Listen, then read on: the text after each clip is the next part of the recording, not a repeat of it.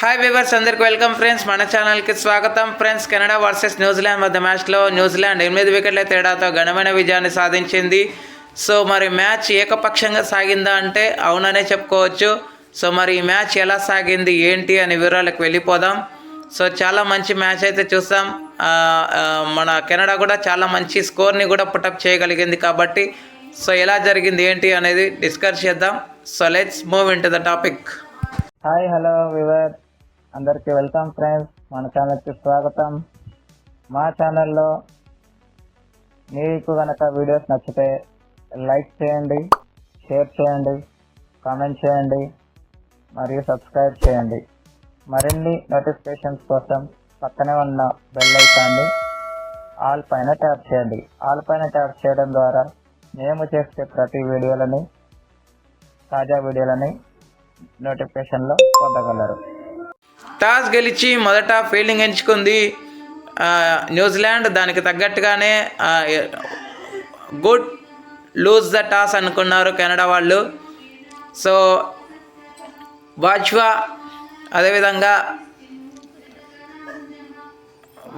అదేవిధంగా యువరాజ్ సామ్రాట్ ఇద్దరు కలిసి మంచి పార్ట్నర్షిప్ అయితే నెలకొల్పడం జరిగింది.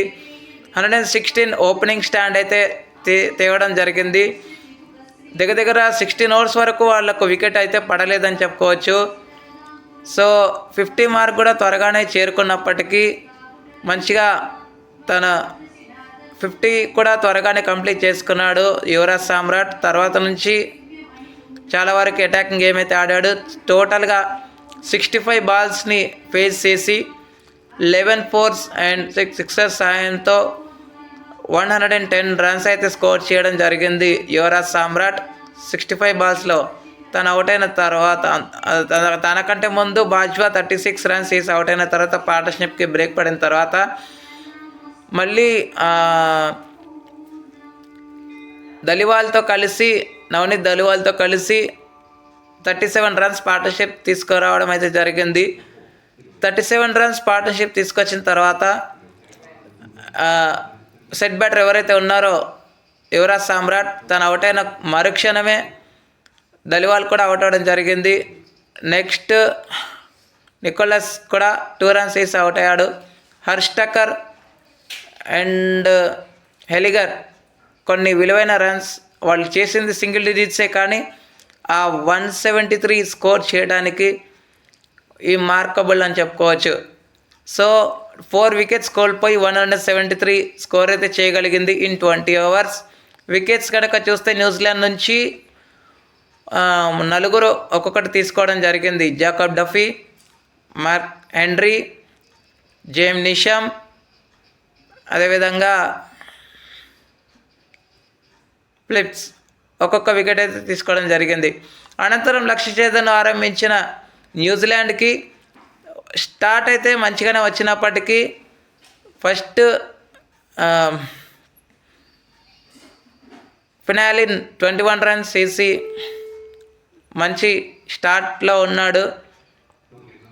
తనకంటే ముందు వికెట్ త్వరగానే పడినప్పటికీ 2 వికెట్లు ఒకటే స్కోర్ దగ్గర పడిపోవడం జరిగింది. టిమ్ సిఫర్ట్ 6 రన్స్ చేసి అవుట్ అయిన కొద్దిసేపటికే నెక్స్ట్ ఓవర్లోనే ఫినాలిన్ కూడా అవుట్ అవ్వడం జరిగింది 21 రన్స్కి. ఈ క్షణంలో మంచి పార్ట్నర్షిప్ కన్సాలిడేషన్ అయితే జరిగింది. కన్సాలిడేషన్ దగ్గర నుంచి వాళ్ళు ఎప్పుడైతే పిచ్కి అడాప్ట్ అయిపోయారో షాట్స్ ఆడడం మొదలుపెట్టారు, కెనడాని ప్రెషర్లో నెట్టారని చెప్పుకోవచ్చు. సో 15.1 ఓవర్స్లోనే రన్ చేసి అయితే కంప్లీట్ అయిపోయిందని చెప్పుకోవచ్చు. ఇద్దరు కూడా వాళ్ళ యొక్క హాఫ్ సెంచరీస్ని కూడా కంప్లీట్ చేసుకున్నారు. గ్లెన్ ఫిలిప్స్ 76 రన్స్ చేయగా రచిన్ రవీంద్ర 59 రన్స్ అయితే స్కోర్ చేయడం జరిగింది. ఇక వీళ్ళ సైడ్ నుంచి జాఫర్కి 1 వికెట్, హెలిగర్కి 1 వికెట్ అయితే రావడం జరిగింది. Player of the match no doubt, no surprise, మన గ్లెన్ ఫిలిప్స్కి player of the match award అయితే రావడం జరిగింది. పాపం నిజంగా చెప్పాలి అంటే యువరాజ్ సామ్రాట్ చేసినటువంటి సెంచరీ ఏదైతే ఉందో చాలా వృధా ప్రయాసమే అయిపోయిందని చెప్పుకోవచ్చు. పాపం చాలా వరకు ఇంత స్కోర్ వచ్చింది అంటే ఆ పార్ట్నర్షిప్ ఒక ఎత్తు అయితే తను నెలకొల్పినటువంటి 2 పార్ట్నర్షిప్లు మరో ఎత్తు అయితే తను సెంచరీ సెంచరీ చేసినటువంటి తీరు మరో ఎత్తు, ఆ టీం యొక్క స్కోర్ని నిలపడం మరో ఎత్తు. నెవర్ గివ్ అప్ యాటిట్యూడ్ అనేది తనలో కనిపించిందని చెప్పుకోవచ్చు. So friends, thank you. ఇలాంటి అప్డేట్స్ కోసం ఛానల్ని సబ్స్క్రైబ్ చేయాలి, కమెంట్ చేయండి. మరొక అప్డేట్తో మేము ఉంటాను ఫ్రెండ్స్. అంతవరకు సెలవు, నమస్కారం.